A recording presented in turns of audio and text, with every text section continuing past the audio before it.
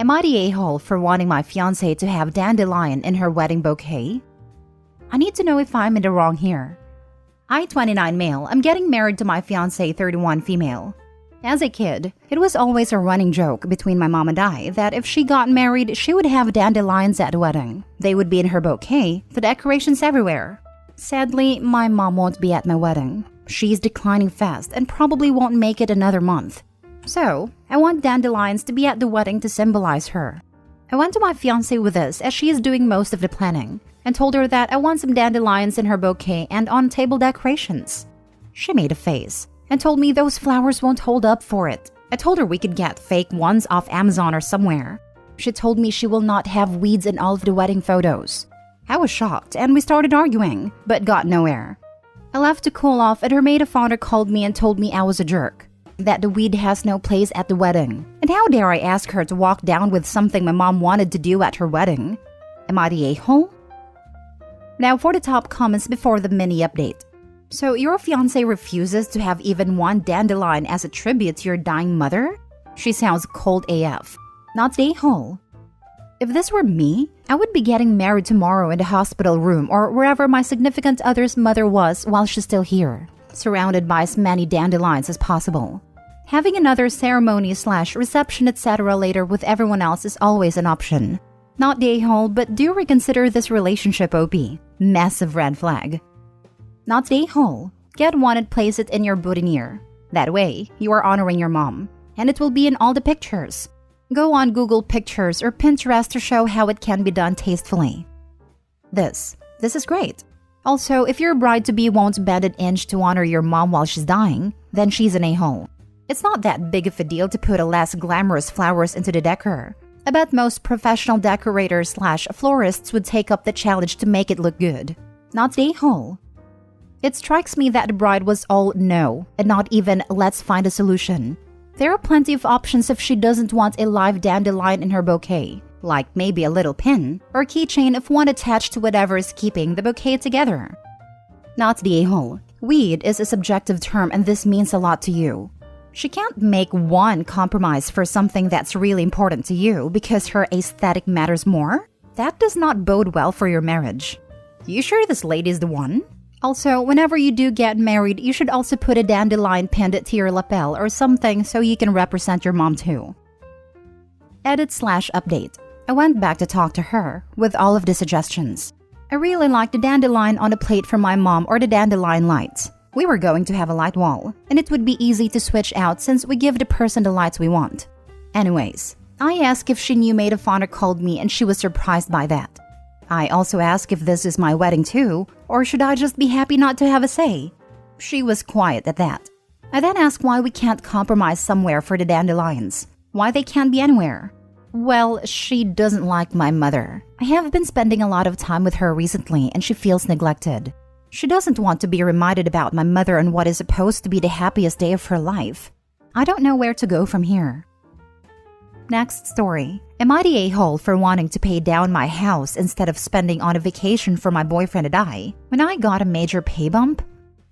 I just job hopped and landed a job at a frankly ridiculous salary. I went from making $120K from doing software engineering to $310K in a senior systems engineering role, plus a sign-on bonus and stock options. It's a startup company that's high risk, high reward. So it's a gamble if the company will still exist in a few years, but for now it's great. I decided I didn't want to change my lifestyle at all, since the money is probably temporary. So I kept on spending like usual and just put all the extra money into maxing out my retirement savings and paying down my house. I've also been in a relationship with my boyfriend Jason for about a year and a half. He makes about $90K, so he's doing really well himself. We're both in a low cost of living rural area, and he's still making a lot more than average here. But after I got a new job, he started being really critical of how I spend, or don't spend. Like I wanted to build a sunroom gazebo for my house. So I went to the construction material recycling and reuse center to buy some lumber and some vintage windows to make it. Woodworking and DIY is genuinely a hobby of mine, but my boyfriend made fun of me for still going to the junkyard to build the gazebo even when I could afford to hire a contractor. But the bigger fight has been about a vacation.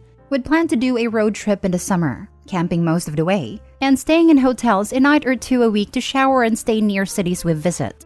But after I got the new job, he wants to stay in hotels every night.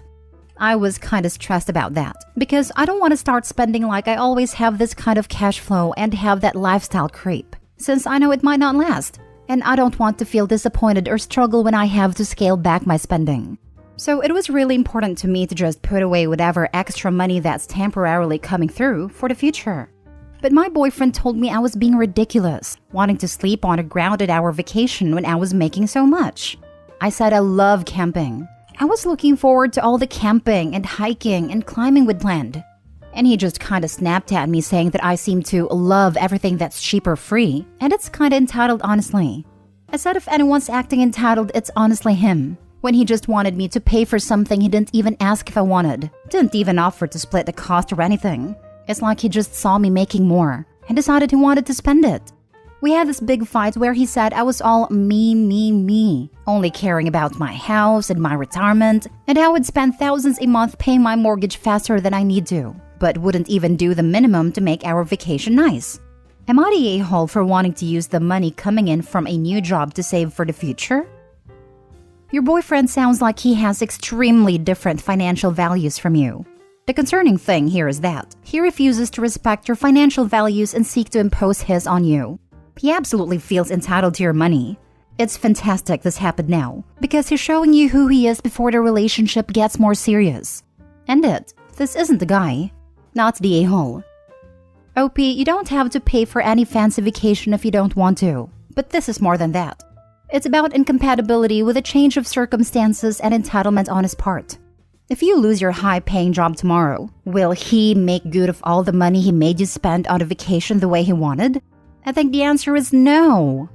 So decide about the bigger thing now, aka finance, since money issues are going to crop up frequently from now on with this attitude.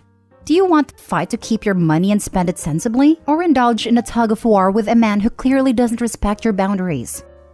The fact that he's seeing paying off a mortgage and saving for retirement as entitled is a big red flag.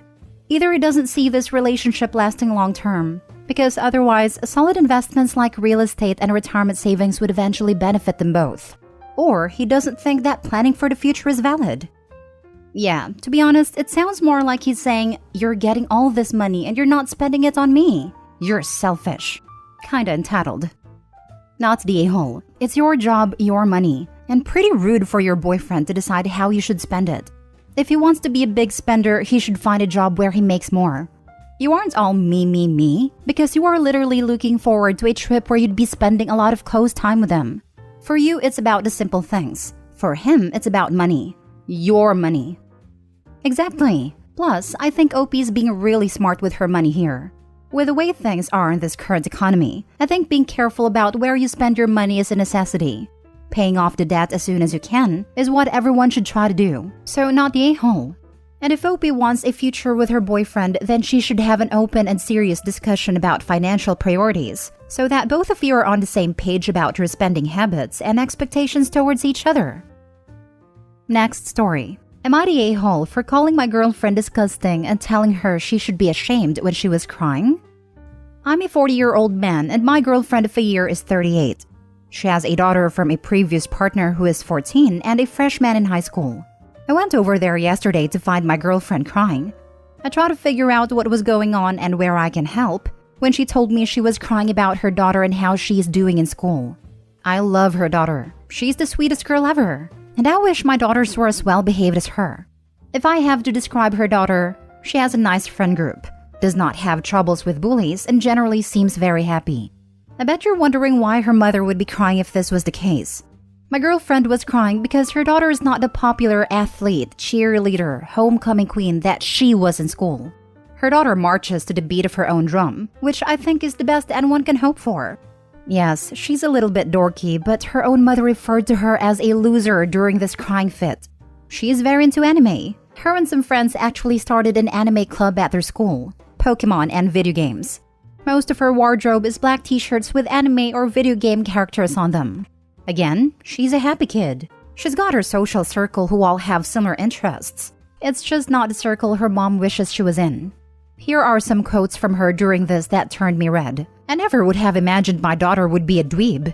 She needs to grow out of this before college. And my personal favorite, I wouldn't have been caught dead with kids that look like that. I called her disgusting and told her she should be ashamed of herself. I said her daughter is happy, and how would she feel to hear her mom crying about her perceived popularity? I told her how lucky she has it, that her daughter doesn't deal with a lot of the issues kids these days have.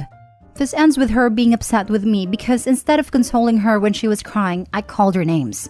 I don't think the crying means anything. She was saying horrible things. Now for the comments. Not the a-hole. Not gonna lie, I had my mind made up when I read a title, but her words are absolutely disgusting. Having a happy, healthy child is what her focus should be, not her popularity. Don't ignore her words though. She's just shown her true colors. I agree that the OP is not the a-hole here. Initially, I thought he would be the a-hole, but after reading the post, he actually wasn't at all. As long as the daughter is safe and healthy and happy, the mom has no cause for complaint, and she is in fact the one who's acting like the a-hole in these circumstances. Not the a-hole, OP. Calling your girlfriend disgusting is not only not going too far. In my opinion, it doesn't go far enough to describe her hateful attitude towards her daughter. Cheers to you, OP, the boyfriend, for accepting, supporting, and loving this child more than her actual mother. Make sure the daughter knows this, because I feel like it's only a matter of time before her own mother starts bullying her and trying to force her to be an exact copy of what she was in high school, if she hasn't already done so. I mean, for crying out loud, this woman seems more focused on treating her daughter like she's a trophy child than as her daughter, and that's just deplorable. I don't think her mom would go that far to start making things difficult for her daughter, but it is clearly eating her up inside. She's very conscious about what she thinks other people think of her. Info, have you just been ignoring a bunch of red flags for a year? There's no way you haven't previously noticed that your girlfriend is superficial and immature, to the point where she would crap talk about her own daughter. Do us all a favor and wait for this post to get more responses and then show it to your girlfriend. I have. I guess it's not frequent enough for me to believe there's a pattern. I've always treated them as one-off instances. Maybe I am wrong.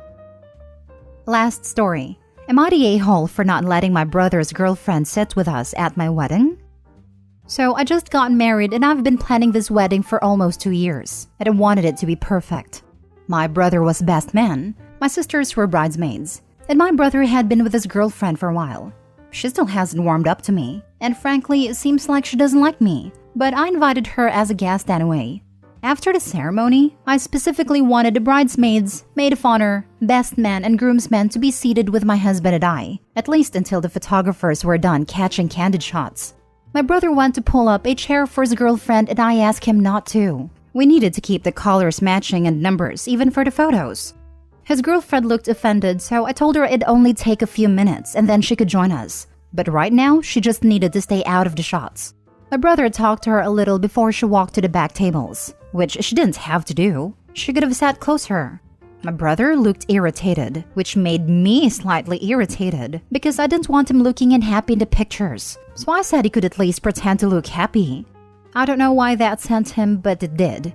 He went off about her being shy and already feeling unwelcome in the family, and I'm not making it easy for her. I told him it didn't seem like she was happy to be here anyway. She doesn't seem like she wants to be part of this family at all. And frankly, I didn't want her unhappy expression to be permanently displayed in pictures of what's supposed to be a happy occasion. Then he storms off and sits with her. I was pissed. This was supposed to be my day. It wasn't about her. Maid is sitting at the table and even in the pictures anyway, but they still turned out okay. My brother isn't talking to me, even though I apologized and offered to apologize to his girlfriend. Some things I said out of anger, but also feel like I should have been granted some respect. And they should know how important it was to me, since they know I'd been planning this day for so long.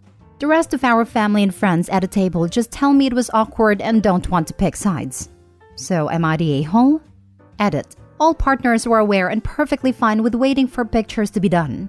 After the more formal candid shots were done, everyone was free to go where they wanted. Actual candid shots were going to be taken when everybody let loose and started having fun, and everyone was able to get pictures taken with friends, partners, and family. The staged candid shots were specifically to be framed and put up in our house, so I preferred only the people involved in the wedding to be in those. Everything else would be put in an album, and also shared with friends and family who might want to print theirs out. My brother and his girlfriend are still in many of the pictures, For the record, I don't think she was actively trying to get into shot or mess anything up.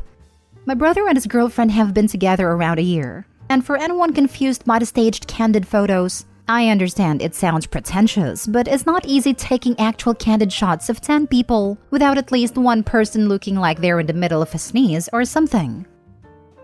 I thought it was common etiquette that only the wedding party sit at a head table. I don't recall being at a wedding where that was not the case. Not the hall. We had 2 head tables because we wanted our wedding party dates with our partners. It also helped when one of the bridesmaids was engaged to a groomsman. But I have been to more than plenty of weddings where my wife was in the bridal party and had to sit with other people. Once the dancing starts, everyone moves around. But I will say with digital pictures, the photographer usually takes way more pictures than you could possibly fill an album with. So there really was no harm in having her in a picture at the head table, when you can take another with her not in it. We had way more photos that we didn't use, and if the photographer actually printed them out, we gave them to the guest, not the a-hole. Not the a-hole. No one wants a random ex-girlfriend of their sibling in the wedding photo on their wall. Yep, no one wants to say this, but at a time the sibling/friend will beg to have their partner in the photo, and then a year later will beg to have the photo taken down or edited to remove the ex they now hate. She only wanted the girlfriend not to be in a few photos of the wedding party, who were all wearing matching outfits.